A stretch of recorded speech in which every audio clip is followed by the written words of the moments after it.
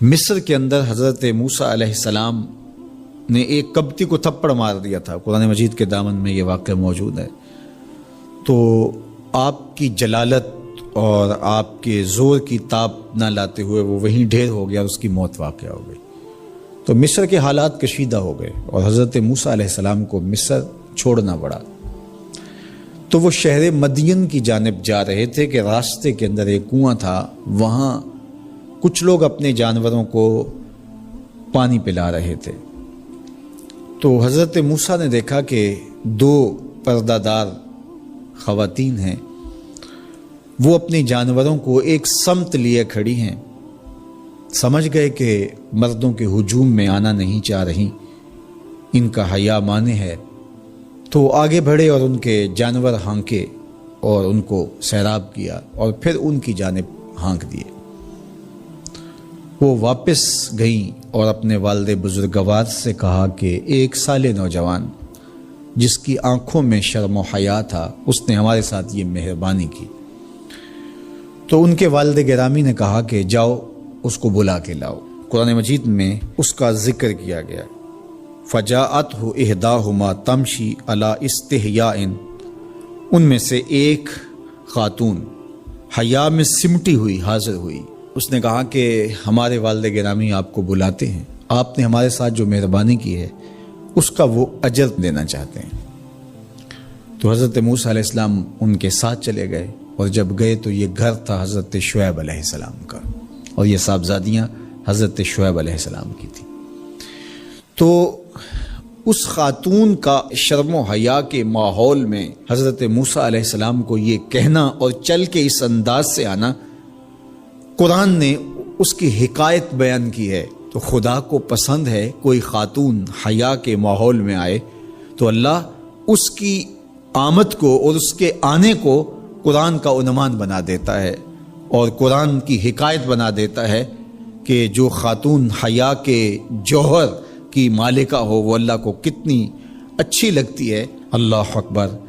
حضرت نبی اکرم صلی اللہ علیہ وآلہ وسلم کا فرمان حیا کے حوالے سے، الحیاء من الایمان، حیا ایمان سے ہے۔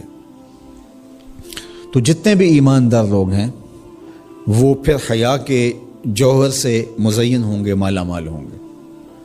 آپ دیکھ لیجئے سب سے بڑے ایماندار تو میرے اور آپ کے آقا و مولا ہیں، اور حضور کمواری لڑکی سے زیادہ حیادار تھے۔ باقی حضور کے اصحاب دیکھ لیجئے، ان کا حیا اور حضور کی ازواج مطہرات کا حیا دیکھیے۔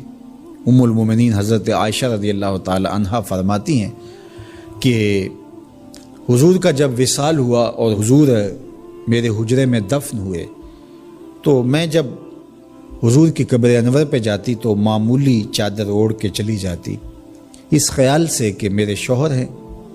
پھر حضرت ابو بکر صدیق رضی اللہ تعالیٰ عنہ کا وصال ہوا تو وہ بھی ساتھ دفن ہو گئے، تو میں پھر بھی اسی حالت میں جاتی اور میں سوچتی کہ ایک میرا شوہر ہے اور دوسرا میرا والد ہے۔ کہا پھر حضرت عمر رضی اللہ تعالیٰ عنہ کا انتقال ہوا اور وہ بھی ساتھ مدفون ہوئے۔ تو حضرت ام المومنین فرماتی ہیں کہ اب جب میں جاتی تو میرا جانے کا انداز مختلف تھا۔ فواللہ ما دخلت الا وانا مشدودۃ علی ثیابی حیاء من عمر۔ کہا اب جب بھی میں جاتی تو خوب اوڑھنی اوڑھ کے اور چادر لے کے جاتی، مجھے عمر سے حیا آتی۔ یہ ام المومنین کا انداز زندگی ہے۔ مخدرات اسلام کو اس سے سیکھنا چاہیے۔ جو قبر میں دفن ہیں ان سے بھی یہ حیا کریں، جو مومنوں کی ماں بھی لگتی ہیں۔ اور آج یہ دلائل دیے جائیں کہ پردہ تو جناب دل کا ہوتا ہے، چہرے کا پردہ تو نہیں ہے۔ باقی کسی کو اپنی آنکھ میں شرم پیدا کرنی چاہیے۔ عورت کو کیا ضرورت ہے کہ وہ اپنے آپ کو ڈھانپ کے رکھے؟ اب ام المومنین کا عمل یہ ہے کہ فرماتی ہیں کہ میں اپنے آپ کو خوب سمیٹ کے جاتی حیاء من عمر۔ عمر قبر میں ہیں لیکن ام المومنین فرماتی ہیں مجھے پھر بھی حیا آتی۔ اور حضرت سیدہ طیبہ طاہرہ حضرت فاطمہ تو زہرا رضی اللہ تعالی عنہا نے کہا کہ عورت کے لیے بہترین پردہ یہ ہے کہ اس کو کوئی غیر مرد نہ دیکھے اور وہ غیر مرد کو نہ دیکھے۔